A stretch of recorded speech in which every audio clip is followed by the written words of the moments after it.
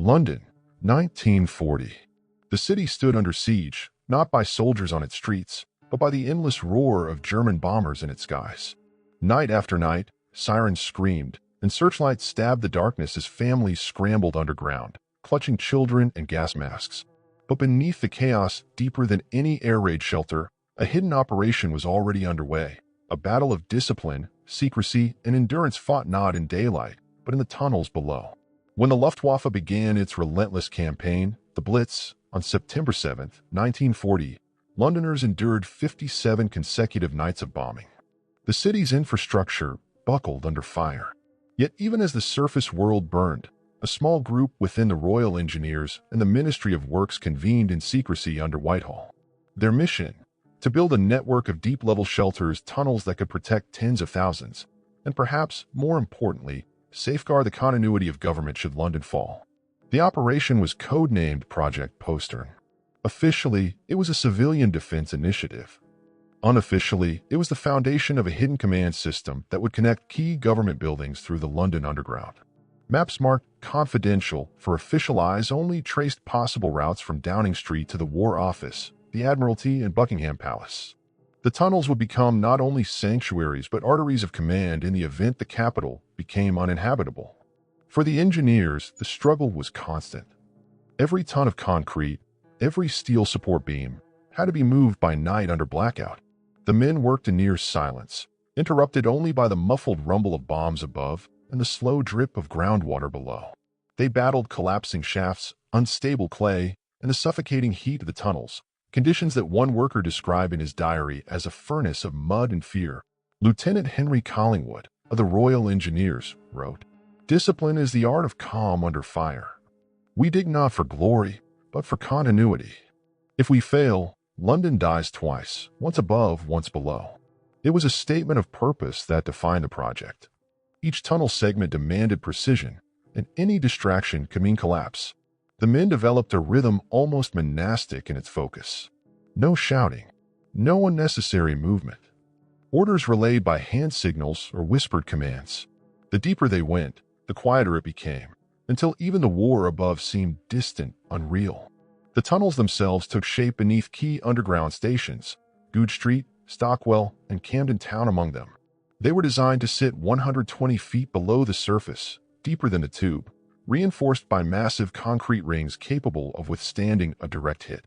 For the civilians seeking refuge in the shallower platforms, these deeper levels were a mystery. Some believed they housed secret government bunkers. Others thought they were storage depots for munitions. Few suspected that the tunnels were the beginning of a covert communications web linking Britain's defense apparatus. The pressure on the crews was immense. London's surface was crumbling, and the government needed results fast. The Air Ministry wanted secure relay points for radar coordination. MI5 demanded isolated chambers for intelligence briefings. By December 1940, the tunnels had begun to serve both functions simultaneously: civilian shelter by day, military coordination center by night. The balance between secrecy and survival became razor-thin. For those working below, time lost meaning. Days blurred into nights marked only by the echo of boots on wet concrete. One engineer recalled that you could tell the hour only by the rhythm of the bombing. When the sirens wailed less often, you knew dawn had come. Food was rationed, and morale hung by a thread. Yet, amid exhaustion and fear, there was a quiet pride. They knew what few others did, that their work might save London itself. The greatest danger wasn't only physical, it was informational. German intelligence had already learned of British command centers in the city. A single leak could lead to catastrophe. So the operation tightened its secrecy. Workers were divided by section, each told they were building only air raid shelters, never the full picture. The discipline required was absolute. In an age before digital encryption, human silence was the highest form of security. In hindsight, historians often credit radar and the RAF for saving Britain during the Blitz, and rightly so. But in the shadow of that victory, the silent diggers of the tunnels fought another kind of war, one of endurance, order, and invisible courage. Their battle was fought not with Spitfires, but with pickaxes and patience. The tunnels were completed in sections throughout 1941, though many were never publicly acknowledged. The London public knew only that the underground had become their shield. They never saw the reinforced doors, the sealed chambers, or the electrical conduits that connected them to secret rooms beneath Whitehall. The men and women who built them signed the Official Secrets Act and returned to their lives as if the tunnels had never existed. As the year drew to a close, a small group of Royal Engineers was reassigned to subsurface maintenance. Their orders came directly from the War Cabinet, stamped with an unfamiliar code, Section X. Their task was simple on paper: maintain power and communications in the deep-level shelters. But one line in their directive stood out: ensure continuity of Command Network Alpha. Unauthorized disclosure will be treated as treason. What exactly Network Alpha was remained unclear. But as Collingwood noted in his final diary entry, before disappearing from official records, "We've built more than tunnels. We've built a silence that holds the city together." The silence still lingers beneath London's streets, echoes of a hidden war fought by disciplined men who vanished into the earth. And as the bombs continued to fall above, the stage was set for the next deeper layer of secrecy to unfold. By the spring of 1941, London had become a city of two worlds, one above, scarred and smoldering from nightly raids, and another below, alive with quiet purpose. In the dim, echoing tunnels beneath the capital, a new phase of Project Postern began. Officially, they were called the deep-level shelters, but for the few who knew their true nature, they were the veins of a hidden war effort. Each night, trains carried workers to secret access points near stations like Belsize Park, Goodge Street, and Stockwell. Behind locked steel doors, Royal Engineers and civilian laborers dug in shifts, 12 hours at a time, under the glow of carbide lamps. The air was thick with dust, diesel fumes, and determination. Many of these men had already survived frontline service in France. Now their battlefield was measured not in miles, but in meters of earth between them and the surface. The human toll was immense. At 120 feet below ground, the heat was suffocating. Water seeped from cracks in the clay, flooding passageways and shorting out lights. The workers were always on edge. Every vibration from the bombings above could send showers of dust raining down. One Royal Engineer, Sergeant George Atwood, wrote home to his wife, "It feels like living inside a drum, Mary. Each blast shakes your bones. But we keep digging because stopping isn't an option." In those cramped conditions, discipline became everything. Crews were forbidden from speaking of their work outside the tunnels. Identification papers were checked at every entry, and conversations were kept to a minimum, even underground. The foreman used hand signals to direct shifts, while guards from the London District Command patrolled the access points, ensuring no one entered without clearance. The secrecy was so tight that even senior government officials only learned fragments of the project's true purpose. Some believed the tunnels would serve as bomb-proof dormitories for the public. Others thought they were being built for railway expansion. But in truth, the shelters were already doubling as communication relays, connecting the cabinet war rooms, MI5's headquarters on St. James's Street, and a mysterious facility beneath the Admiralty Arch known only as the Core. While the engineers toiled, the people of London sought refuge in the upper tube levels. Every night, nearly 170,000 civilians descended into the underground with blankets, food tins, and hope. They never knew that, just beyond the platform walls, military cables and switchboards were being installed. The line between public shelter and secret command center blurred. Beneath Holborn, some reported hearing distant clattering through the walls at odd hours, hammering, voices, and once, the faint hum of generators. The official line was that maintenance crews were repairing flood pumps. Few questioned it. In wartime London, questions could be dangerous. By May 1941, the Luftwaffe intensified its attacks, targeting docks, railways, and power stations. The tunnels became more than a construction site. They became the lungs of London's survival. Civilians packed shoulder to shoulder on bunks while, in hidden compartments nearby, operators relayed coded messages between RAF command and anti-aircraft batteries positioned around the city. The deeper the tunnels went, the more the surface world depended on them. Despite the urgency, morale began to fray. The constant confinement, the lack of daylight, and the psychological strain pushed workers to breaking points. Some collapsed from exhaustion, others simply refused to return after their shifts. The Ministry of Labor replaced them quietly, drawing recruits from Wales, Scotland, and even the U.S. Army Corps of Engineers, who lent expertise after America entered the war later in 1941. Captain Edward Sinclair of the Corps described the conditions succinctly. London above was chaos. London below was order. But order paid a price: silence, secrecy, and the kind of discipline that borders on madness. Sinclair's notes reveal an unspoken code among the tunnel workers, a pact to finish, no matter the cost. They learned to ignore fatigue, hunger, and the constant echo of distant bombs. That discipline became their armor. As one engineer later remarked, if we could hold our nerve down there, London could hold its nerve up there. The parallel between the hidden struggle underground and the endurance of those above is what made the tunnels a symbol of wartime focus. Every shovelful of clay represented resistance to chaos, every rivet driven into the steel lining a defiance of fear. It was discipline in its purest form, measured not by heroics, but by the steady refusal to give in. By summer's end, 8 major deep shelters had been completed. Each had capacity for up to 8,000 people, complete with bunks, ventilation, and medical posts. But only a fraction of them were ever open to the public. The rest were sealed and declared restricted, their entrances camouflaged or welded shut. The official reason, security considerations. Unofficially, they had already been converted into nodes of a growing intelligence network known internally as the London Grid, a system of cables and switchboards linking military, intelligence, and governmental lines in case traditional communications were destroyed. Rumors began circulating among tube workers that certain tunnels led not to stations, but to black chambers patrolled by uniformed men who never spoke. No one could confirm it. But one curious memo from the Home Office in August 1941, discovered decades later, reads, "Unauthorized personnel found near Deep Shelter 3B are to be detained. Under no circumstance should interior chambers be accessed without clearance from Section X."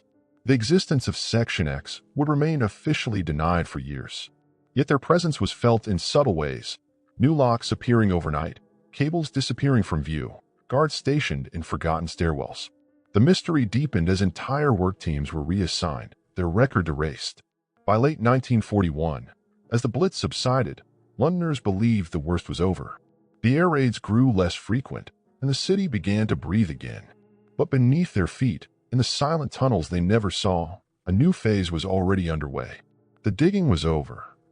Now came the wiring, the testing, and the quiet hum of something far more secret, the creation of Britain's underground command grid. In a final entry dated November 1941, Sergeant Atwood wrote, "The bombs have stopped, but we still hear the echoes down here. Something is being built, something meant to last long after the war ends." And as one set of doors clanged shut deep beneath Goodge Street, the world above moved on, unaware that the real heart of wartime London now pulsed quietly below their feet, ready for a purpose no one would officially admit existed. By early 1942, whispers began circulating among Britain's intelligence community, rumors of a deeper, unrecorded network running beneath the already secret tunnels of Project Postern. This shadow layer, it was said, connected the cabinet war rooms to an undisclosed complex somewhere under Whitehall. Officially, it didn't exist. But officers in both MI5 and the Royal Engineers knew better. The tunnels had not ended with the Blitz. They had merely gone deeper. The Blitz had subsided, but the threat had evolved. German bombers gave way to spies, double agents, and coded transmissions. London, still scarred from fire and rubble, had become the epicenter of an invisible war. Within this tension, a covert unit emerged, Section X, a group so obscure that even their military designations were classified. They operated from an unmarked chamber beneath the city, somewhere between Downing Street and St. James's Park Station. The men and women of Section X didn't wear uniforms. They wore anonymity. The official story was that they maintained continuity of government communication. In truth, their duties extended far beyond that. Using a secure radio network built through the London Grid, Section X monitored enemy broadcasts, relayed coded RAF signals, and coordinated the counterintelligence web that would come to define Britain's information warfare. The tunnels were no longer just shelters, they were Britain's hidden brain. Conditions in these lower chambers bordered on monastic. The operators, young women from the Women's Royal Naval Service and the Auxiliary Territorial Service, worked 12-hour shifts in rooms without windows, clocks, or fresh air. They lived by a single principle: no distraction, no error, no delay. Mistakes could mean bombers arriving over the wrong coordinates, or worse, friendly fire. Their discipline had to be absolute. An internal memorandum dated February 1942, signed only CX, read, "We are the silence between the words. No daylight, no applause, no memory. Our work ends when history begins. That level of detachment demanded a different kind of courage. While soldiers fought above ground, Section X fought the unseen battles, decrypting Luftwaffe signals, tracing sabotage attempts, and maintaining communication between British radar outposts and the War Cabinet. Few outside the tunnels even knew these operators existed. Their workspace was built like a warren of concrete chambers, each connected by narrow corridors and reinforced blast doors. Generators droned endlessly. The sound was constant, mechanical, hypnotic. Yet amid the hum of equipment and the tapping of Morse keys, something uncanny settled in, a sense that the tunnels were growing, expanding on their own. Crews assigned to maintenance often reported finding new corridors they hadn't seen before, dug in secrecy and marked only by chalk symbols, X1, X2, and X3. None appeared on any of the Royal Engineers' blueprints. When questioned, supervisors deflected. Probably a ventilation shaft, they'd say. But one technician later recalled seeing men in plain clothes working by lamplight in one of the new passages. They weren't engineers, he said decades later. They carried folders, not tools. And when we asked what they were building, they just stared and told us to forget it. The discipline of secrecy became so ingrained that even inside Section X, few asked questions.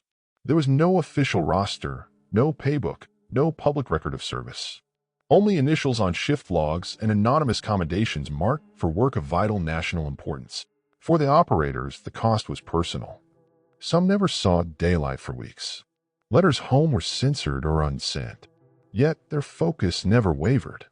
We were taught to see the war as sound, one operator later said, and to silence was victory. Historically, this period marked Britain's transition from survival to strategic dominance. The radar system known as Chain Home had given the RAF an early warning advantage, and Section X's tunnels ensured those signals remained unbroken, even if London was hit again. Their network, the London Grid, evolved into an early prototype of what would later become the United Kingdom's nationwide defense communication system. But even with its success, something darker lingered beneath the surface. In the summer of 1942, several Section X operators reportedly vanished after an unscheduled night shift. Their bunks were still made, tea mugs still half full. The official explanation was reassignment to regional posts, but no transfer orders were ever found. Internal notes mentioned containment breach, level 3, followed by the closure of an entire tunnel branch beneath Holborn. It was sealed off and never reopened. When engineers returned to inspect the area weeks later, they found telegraph wires cut mid-run and desks abandoned, papers left scattered. The room smelled of diesel and smoke, though no fire had been reported. One diary entry from a Royal Engineer simply reads, "Whatever happened down there, no one is to talk about it." Orders from the top. Modern historians still debate whether the incident was related to a security leak, a German infiltration, or a catastrophic systems failure. None of the theories fit perfectly. The Ministry of Defense released partial records in 1987, confirming that a communication disruption of unknown origin occurred that summer, but nothing more. For the remaining members of Section X, the event deepened their commitment. If the tunnels had tested their endurance before, they now tested their loyalty. The rule was simple: don't look back, don't ask questions, finish the work. Their focus became a survival mechanism: discipline over fear, silence over curiosity. In the decades that followed, traces of Section X faded into the classified archives of wartime intelligence. The tunnels they built were mapped, bricked, and forgotten. Yet the legend persisted among post-war engineers. Somewhere beneath the city, an uncharted corridor still runs, sealed at both ends, humming faintly with power. As one surviving operator wrote years later in her memoir, under a pseudonym, "We were not ghosts. We were the pulse that kept London alive. The city above slept, we kept it breathing." What none of them knew then was that the silence they built would one day be breached, and that the discovery would reignite a mystery buried since the darkest days of the Blitz. By 1943, the Blitz was a memory, but the war had not released its grip on London. The capital hummed with a new kind of tension, quieter yet somehow heavier. On the surface, the city seemed to recover. Trams rattled again, shop fronts reopened, and children played in bombed-out lots. But beneath that fragile normalcy, the tunnels were still alive, and for those who worked in them, the battle had merely changed shape. The official nerve center of the British war effort was now well known: the cabinet war rooms beneath Whitehall, where Churchill and his ministers directed the fight against Nazi Germany. Visitors marveled at the precision. The clocks set to British and American time, the telephones connected to every front. Yet few realized that another, even deeper network ran below those chambers, an extension of Section X's communication system, invisible even to most of Churchill's staff. It was in these lower levels that a small, specialized team, composed mostly of women from the Auxiliary Territorial Service, handled encoded messages from Allied intelligence stations.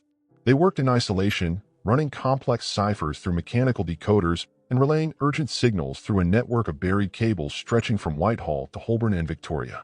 Their orders were simple: process every message, but never ask its origin or purpose.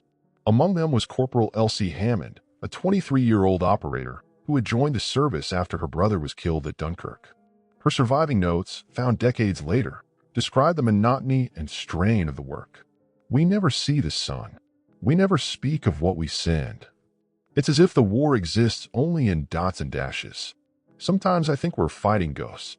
Her shift leader, a quiet, sharp-eyed woman known only as Miss L, maintained discipline with near-military precision. The operators referred to her as the Warden. Her mantra was the same every morning: no distraction, no delay, no doubt. It was the creed of the tunnels, the stoic focus that kept their invisible war machine running. Yet, the deeper they worked, the stranger their isolation became. In early 1944, Section X initiated a series of continuity drills, designed to test the resilience of the London grid in case of another bombardment. The drills required total shutdown of communication with the surface for hours, sometimes days. The operators were sealed in with their equipment, supplied with ration tins and water tanks. During one such drill in February, communication from the Holborn relay station abruptly ceased. At first, command assumed it was part of the test. Then it wasn't.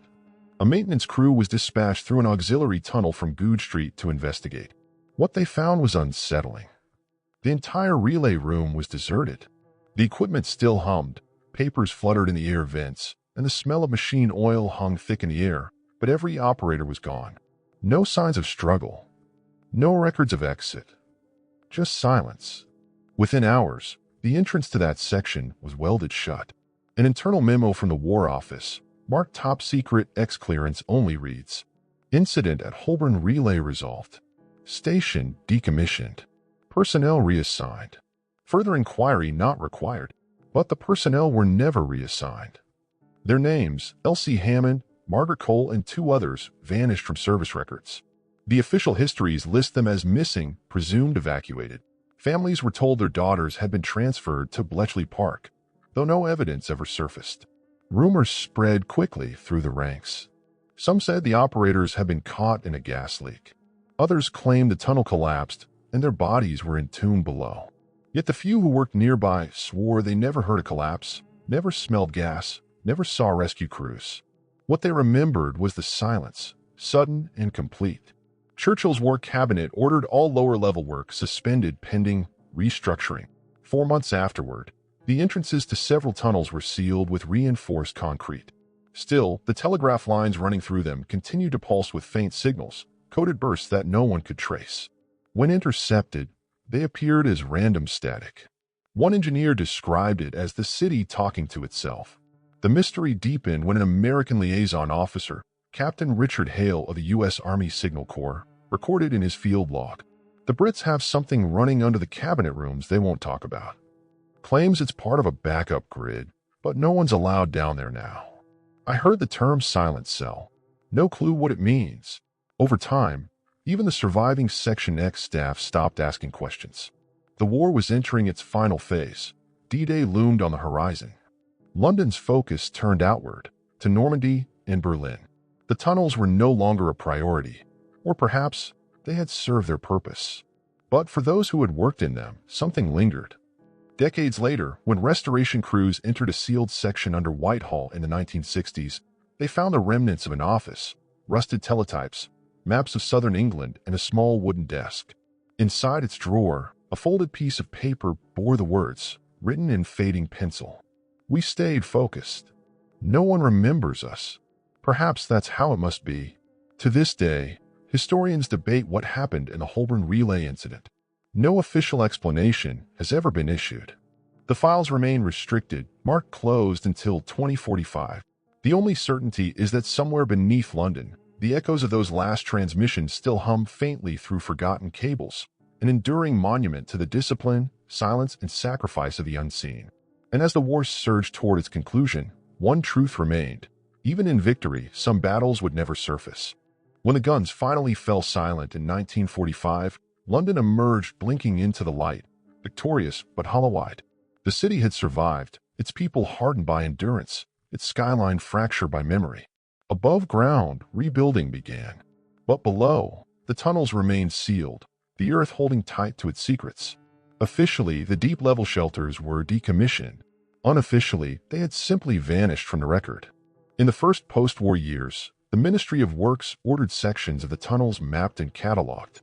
Teams of surveyors, many of whom had never heard of Section X, descended into the darkness to document what remained. What they found astonished them. Entire corridors still powered, lights flickering dimly from backup generators that should have died years before. Messages scrawled in grease pencil along the walls: keep line 3 open. No entry past grid 6. In one chamber beneath Holborn, the team discovered something that defied logic: a complete office setup frozen in time. Bunk cots, tin cups, ration tins, typewriters, and unclaimed uniforms still hung on hooks. On the desk, a signal log dated May 1945 recorded the last entry. Message received from Alpha. Awaiting further instructions. No follow-up was ever found. By 1946, the government moved quickly to sanitize the network. Any remaining tunnels linked to the War Cabinet complex were either flooded, sealed, or converted into public shelters. A small number, such as the Goodge Street tunnels, were repurposed as Cold War storage or secret transmission posts. The rest were erased from public maps entirely. Workers were instructed to remove all identifiers and destroy unclaimed documentation. For many, it felt like burying ghosts. Then, in 1962, London's growing underground network sparked new construction beneath Holborn. While digging for a maintenance tunnel, crews broke through a bricked wall and stumbled upon one of the old deep shelters. Behind the rubble was a corridor untouched since the war. The air was stale, but intact, every object preserved as if time had paused. On one wall, a faded chalk mark read simply, Act 3 active. Inside, they found a stack of yellowing paper bearing the War Office crest. The top page was a schematic, showing lines connecting the Cabinet War Rooms, Admiralty Arch, and Holborn, each marked with designations ending in .A and .X. A communications engineer on site recognized the pattern immediately. It resembled an early prototype of a digital relay grid, decades ahead of its time. The documents were confiscated within hours by men who identified themselves only as defense representatives. The workers were sworn to secrecy. The find reignited quiet speculation among historians. Had Section X been developing post-war communication systems before the term even existed? If so, how far had they gone before their sudden disappearance? By the late 20th century, declassified fragments began to surface.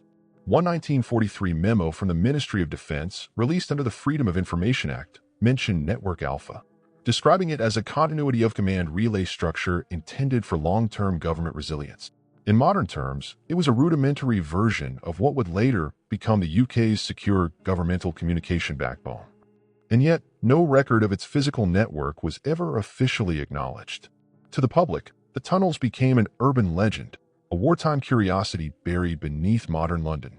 But for researchers and urban explorers, they represented something deeper, a testament to a culture of disciplined silence that had defined Britain's survival. These hidden chambers symbolized a form of focus, unbroken, unseen, yet utterly essential. One of those explorers, retired civil engineer Michael Carter, described his 1973 expedition into a sealed shaft beneath Camden Town. The deeper we went, the quieter it became. At one point, we found a metal door labeled Section X Restricted.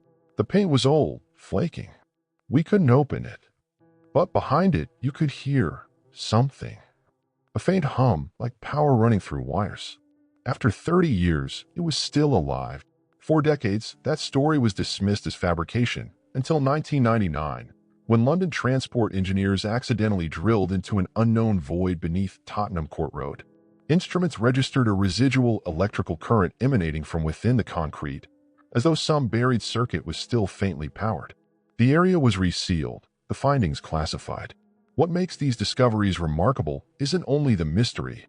They also reflect a national philosophy born of wartime necessity. Discipline over panic. Focus over fear. The same ethos that built the tunnels helped rebuild Britain after the war. Every sealed chamber beneath London became, in a sense, a monument to endurance. As historian Dr. Alice Fremantle noted in her 2010 lecture on Britain's wartime infrastructure, while monuments above commemorate victory, the tunnels below commemorate focus, the quiet, unsung labor that made victory possible. Those who worked there never sought recognition. They sought continuity. Today, only fragments remain accessible. The Goodge Street and Clapham shelters occasionally open to researchers, their concrete walls scarred but steadfast.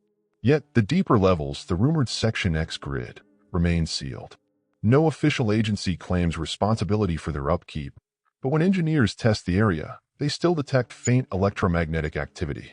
Whatever was built down there, it was built to last.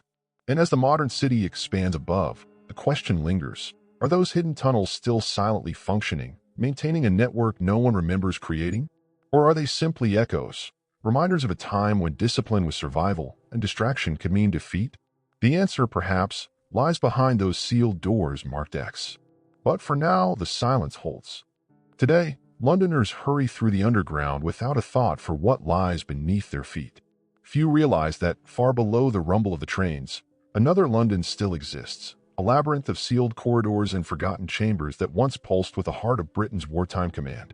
The Blitz tunnels, born in desperation and maintained in secrecy, now rest in silence. Yet that silence speaks volumes. In the decades following the war, the world changed faster than even Churchill's visionaries could have imagined. The Cold War came and went, computers replaced switchboards, and communication moved from buried cables to invisible waves. But through it all, the story of London's hidden battle remained untold, its records sealed under the Official Secrets Act. Only fragments, memos, diaries, blueprints hinted at the truth that beneath the city's familiar tube lines lay one of the most disciplined and mysterious engineering feats in British history. In 2015, a Ministry of Defense restoration team inspecting disused tunnels near Camden uncovered something unexpected: a door welded shut with a small brass plate reading, "Do not reopen, Network Alpha active." Behind it, sensors detected low-level electrical output. Impossible, given that the area had been sealed for 70 years. The report was quietly classified, and the site reburied. One engineer later described it anonymously in an interview. It wasn't dead down there. It was sleeping. Such discoveries only deepen the mystery of Section X. Who authorized their work? What was the true purpose of Network Alpha? And what happened to the men and women who vanished in the Holborn tunnels? No files, no graves, no closure, only the unbroken discipline of silence that had defined their mission. For historians, the unanswered questions are a source of frustration. For others, they're a reminder that not every victory leaves witnesses. Modern researchers argue that the tunnels beneath London represent more than wartime infrastructure. They are symbols of focus under chaos, of order imposed upon destruction. Unlike the monuments above ground, the Blitz tunnels were built not for glory, but for endurance. Their builders asked for no recognition. They simply did the work, one shovel of clay at a time, believing that control amid chaos was its own kind of victory. A passage in Lieutenant Collingwood's recovered diary captures this mindset perfectly. The world burns above us, and yet we dig, not to hide, but to hold the line against distraction, fear, and despair. Discipline, even in darkness, is our light. Those words resonate far beyond the war that spawned them. In a world now filled with endless noise, digital, political, emotional, the lesson of the tunnels feels eerily current. Progress, survival, and even meaning depend not on the loudest signal, but the clearest focus. The men and women of Section X embody that truth with every silent hour beneath the earth. Today, the sealed doors remain. Tour guides pass over them. Builders avoid them. Occasionally, a vibration monitor deep underground registers a faint electrical pulse, the ghost of a long silent network still breathing beneath the modern city. Some dismiss it as coincidence. Others suspect that a fragment of Network Alpha may still hum quietly, performing its original purpose, waiting, listening. The final mystery of the Blitz tunnels may never be solved, but perhaps it doesn't need to be. Their real legacy lies not in what they hid, but in what they taught, that the greatest victories are often invisible, the most powerful actions the most disciplined, and the strongest minds those that hold steady when the world above collapses. As commuters rush through London's tunnels today, they pass unknowingly above a monument not of stone, but of silence, a reminder that endurance is not born of noise or haste, but of focus and patience in the dark. Somewhere below, in the layers of history, the message remains etched in concrete and wire. No distraction. No delay. No doubt. The war ended long ago. But the discipline that built the Blitz tunnel still runs through London's veins, quiet, unseen, and unbroken.